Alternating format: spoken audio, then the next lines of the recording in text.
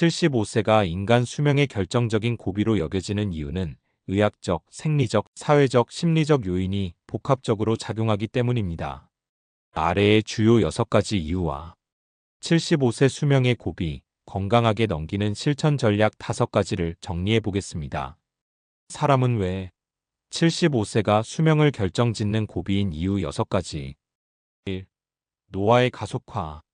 75세를 전후로 사람의 몸은 단순히 늙어간다 수준이 아니라 전반적인 생리 기능이 눈에 띄게 급격하게 떨어지는 시기를 맞이한다. 이걸 노화의 가속화라고 부른다. 세포 재생 능력 감소. 20대에서 30대 때는 피부가 상처 나도 금방 아물고 뼈나 근육도 빠르게 회복되지.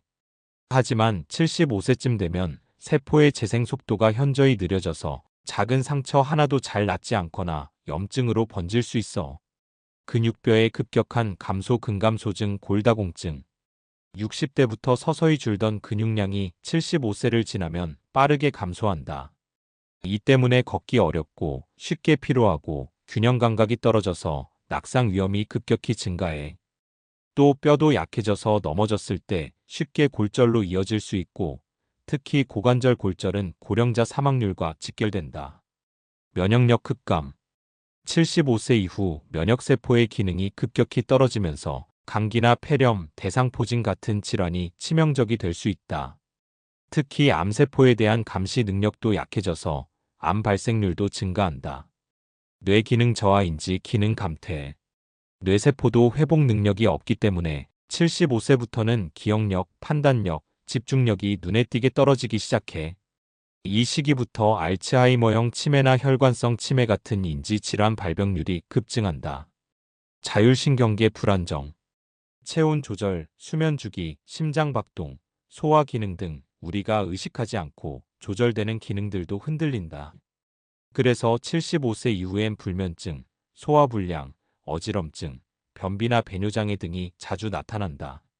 쉽게 말하면 75세를 기점으로 느려지던 노화가 갑자기 급하게 내려가는 언덕처럼 진행되기 때문에 이전과는 전혀 다른 관리 생활 습관, 의학적 대응이 필요해지는 시기라는 것이다. 2. 만성질환의 중첩. 75세 전후는 단순히 한 가지 병이 아니라 여러 개의 만성질환이 동시에 나타나는 시기야. 이걸 다병성 또는 질병의 중첩이라고 해. 문제는 이 병들이 서로 영향을 주고 상태를 악화시키는 연결고리가 된다는 거야. 대표적인 만성질환들. 이 시기에 자주 중복되는 질환들은 다음과 같아. 고혈압, 당뇨병, 심장질환 협심증, 심부전 등, 뇌졸 중중풍, 치매, 관절염, 골다공증, 폐질환 만성기관지염, 천식 등, 암, 질환 간 상호작용이 문제다. 예를 들어 당뇨가 있으면 혈관이 약해지고 그로 인해 뇌졸 중심장병 위험이 높아짐. 고혈압은 치매 위험과도 연결되어 있음. 관절염 때문에 운동을 못하게 되면 당뇨심장 질환이 악화됨. 복용 약물도 많아지면서 약물 간 부작용이나 간신장 부담이 커짐. 결국 이 모든 것이 몸의 회복력과 균형을 흔들게 돼. 질병 자체보다 복합 상태가 위험. 병 하나하나는 치명적이지 않을 수도 있지만 여러 질환이 겹치면 의료적 대응이 복잡해지고 의사결정이 어려워지고 신체 기능 전체에 부담이 가중돼. 특히 낙상 골절 입원 폐렴 치매 진행 같은 연쇄적 악화 루트가 이 나이에 자주 나타나. 통계적으로도 뒷받침됨. 75세 이상 노인의 약 80% 이상이 2가지 이상의 만성질환을 가지고 있음. 질환 수가 많을수록 삶의 질은 급격히 저하되고 사망률도 높아짐. 요약하면 75세는 단순히 병이 하나 생기는 시기가 아니라 여러 병이 한꺼번에 누적되고 서로 영향을 주기 시작하는 위험한 전환점이다. 3. 생리적 예비력의 한계. 여기서 말하는 예비력은 몸이 외부 스트레스에 감기, 수술, 사고 등을 받았을 때 얼마나 회복할 수 있는지에 대한 능력을 뜻해. 예비력은 나이가 들수록 줄어든다. 젊을 때는 감기에 걸려도 하루 이틀이면 회복하고 밤을 새도 멀쩡하게 돌아다니고 약간의 탈수나 영양 부족도 금방 회복하지. 하지만 75세 이후에는 상황이 달라져. 몸이 위협을 받았을 때 회복력이 매우 낮아지고 작은 충격에도 큰 후유증으로 이어질 수 있어. 실제로 어떤 일이 벌어지나? 가벼운 감기 폐렴으로 발전 입원, 낙상 골절 수술 입원 중 근육 약화 와상 상태, 소화 불량 식사 거부 영양실조 면역력 약화. 즉, 이전에는 쉽게 넘기던 일이 몸의 전체 균형을 무너뜨리는 계기가 될 수 있는 거야. 예비력 저하의 신체적 이유. 심폐기능 감소 산소 공급 능력이 줄어든다. 약간의 운동에도 숨이 참. 근육량 감소 회복력과 기초 체력이 부족해짐.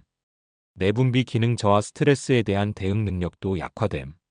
신경계 둔화 반응 속도와 판단력 저하로 사고 위험이 높아짐. 의학적 대응도 제한된다. 고령자의 수술 치료는 예비력이 약해 합병증 가능성이 크기 때문에 조심스럽게 접근해야 함.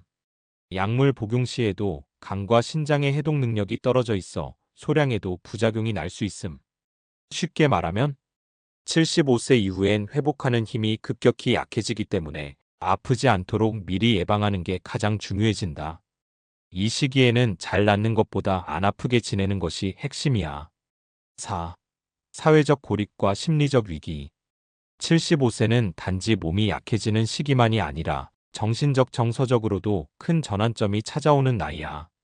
이 시기에는 삶의 많은 변화가 겹치면서 외로움과 심리적 위기가 깊어지기 쉬워. 관계의 축소.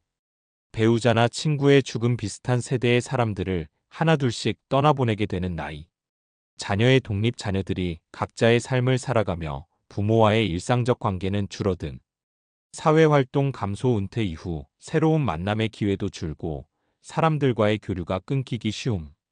결과적으로 고립감, 쓸쓸함, 존재감 상실이 찾아온다. 우울증과 삶의 의욕 저하. 75세 전후의 고령자는 노인 우울증 발병률이 높아지며 이는 단순한 감정 문제가 아니라 식욕, 수면, 면역력, 인지 기능 저하까지 이어지는 전신 문제로 발전해. 심리적 충격에 대한 회복력 감소. 젊을 때는 마음을 다잡거나 친구와의 대화로 회복되던 스트레스도 이 시기엔 회복까지 오랜 시간이 걸리고 때론 그대로 무기력에 빠지기도 해. 사회적 고립은 수명에도 영향. 하버드 대학의 연구나 WHO 보고서에 따르면 사회적 고립은 흡연비 만운동 부족보다 수명에 더 악영향을 준다고 밝혀졌어. 심지어 혼자 식사하는 사람은 사망률도 더 높다는 연구도 있어. 자기 정체성 위기. 이제 내가 할 수 있는 일이 없구나. 내가 더는 쓸모없는 존재가 된 것 같아. 이런 생각이 들기 쉬운 시기로 삶의 의미나 자존감의 위기도 함께 찾아올 수 있어. 쉽게 말하면 몸보다 먼저 마음이 늙는 시기이고 마음이 지치면 몸도 함께 약해지는 연결고리에 빠질 수 있다는 거야. 그래서 이 시기에는 심리적 돌봄과 사회적 연결이 필수야. 5. 의료 시스템의 전환점. 75세는 개인의 신체 변화만이 아니라 국가사회가 건강관리를 바라보는 방식에도 변화가 생기는 시점이야. 즉, 의료체계 안에서도 적극적 치료 완화적 관리로 관점이 전환되는 시기라고 볼 수 있어. 국가의료정책에서의 전환. 많은 국가한국 포함해서는 75세 이후부터 일부 암검진 대상에서 제외되기도 해. 이에 대장 내시경, 유방촬영, 전립선암 검진 등이 건강 상태에 따라 중단되거나 선택적으로 시행됨. 이유는 조기 발견에도 기대 여명이 짧거나 치료 부담이 더 클 수 있기 때문. 예방보다 삶의 질 유지에 초점.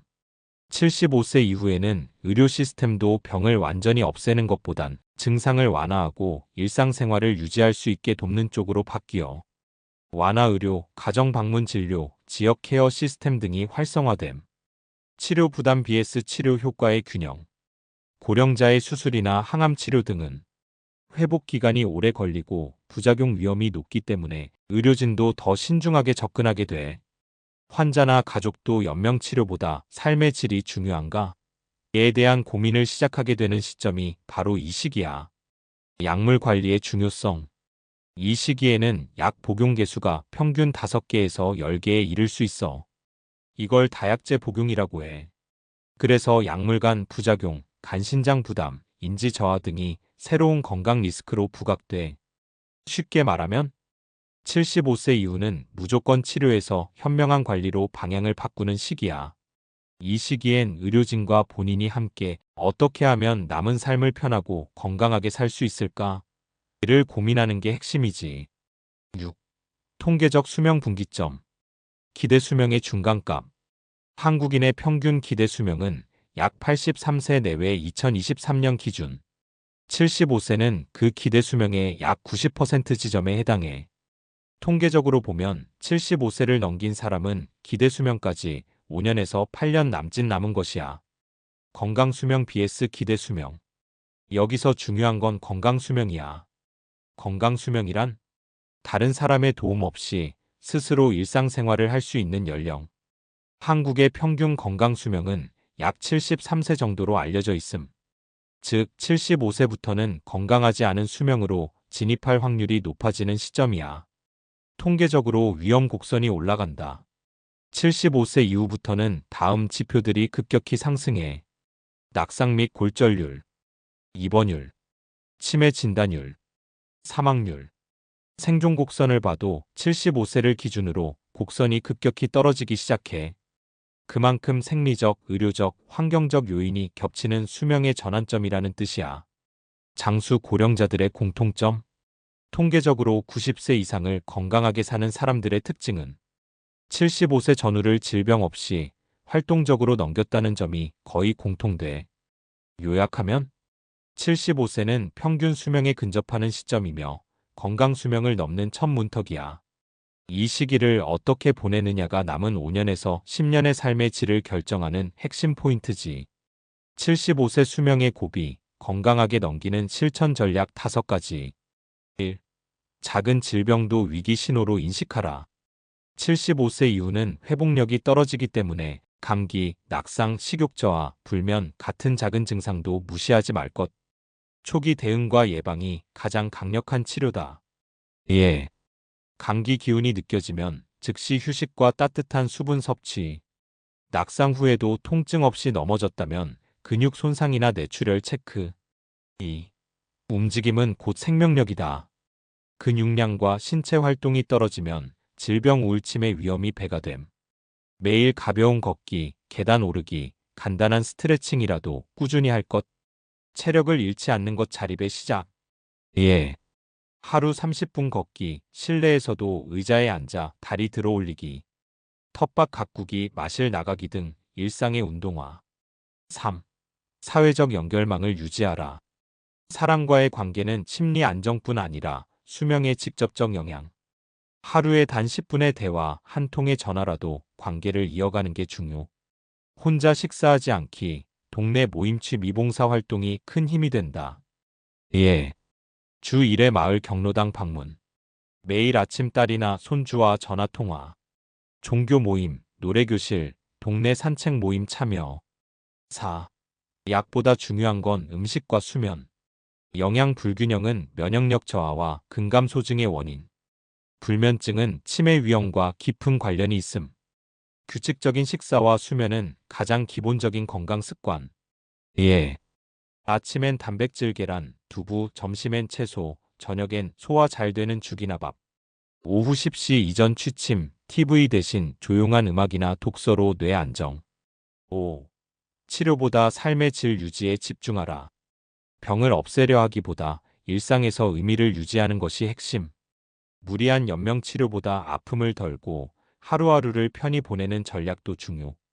스스로 선택하고 결정하는 삶의 자세를 유지할 것. 예.